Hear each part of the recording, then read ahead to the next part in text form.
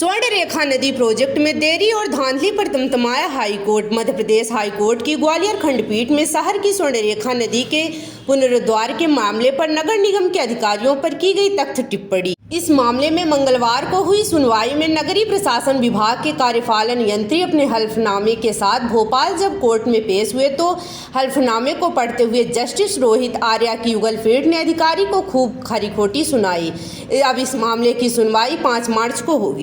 Court ने कहा, जब ट्रक लाइन के मामले में पेश की गई डीपीआर और 40 दिन की मोहलत की बात सुनवाई में चली, जस्टिस आर्या में डांट लगाते हुए कहा, तुम्हारे पास कोई दस्तावेज है जो यह साबित कर दे कि यह डीपीआर के केबीएचई के एक्सपर्ट को सौंप दी गई है।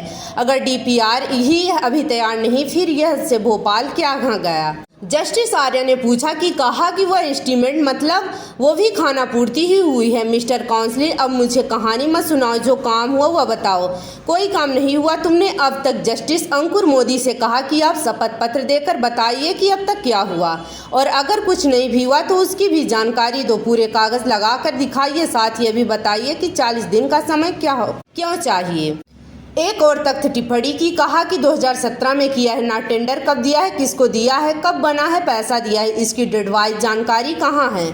आपके 2024 का कागज क्यों लगाया गया है। 73 करोड़ रुपए जो आपने खर्च किए हैं उनको कहाँ खर्च किया हुआ बताइए। जब तक पूरे शहर में लाइन बिछा दी जाएगी तब तक काम सार्थक होगा, नहीं सरकारी काम है तो क्या ऐसे ही चलेगा। इसका कोई होमवर्क नहीं होता, सारा होमवर्क कोर्ट में ही करना है।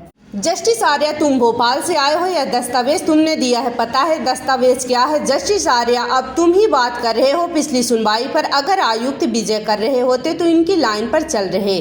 जस्टिस आर्या आए भोपाल से, टीडीए लेकर दस्तावेज थमा दिया, उसके आधार पर हल्फनामा दे दिया। इंजीनियर हो, पढ़े लिखे हो या अनपढ़ हो, किसी बात की तख्तवार लेते हुए बाबूगिरी का पैसा लेते हो। तुम लोगों को काम करने की आदत ही है, बाबूगिरी की तरह काम करते हो फिर डांट खाते हो। विजय राज चला गया, हटा दिया उसी प्रभारी में, अब तुम ना आए हो। आदमी किसी लायक समझा था तुम्हें बनाने के लिए, तुम भी उतने ही नालायक हो। ऐसे खबरों के लिए बने रहे WPT News 24 के साथ।